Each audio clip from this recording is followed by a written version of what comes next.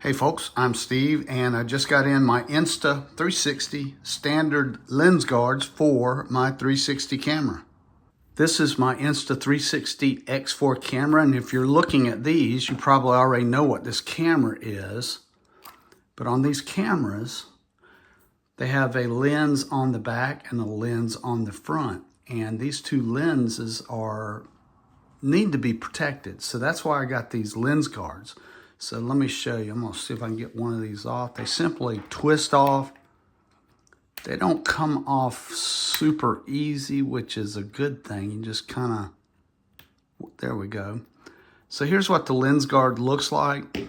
This one is plastic, and it's just there to protect the actual lens. Now there is the actual lens, and you don't want to scratch that or damage that in any way.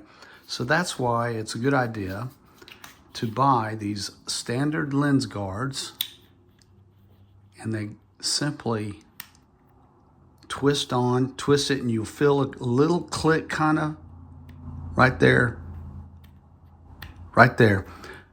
Make sure you feel that little click, and make sure that you protect the lenses of your Insta360 cameras. Okay, that's it.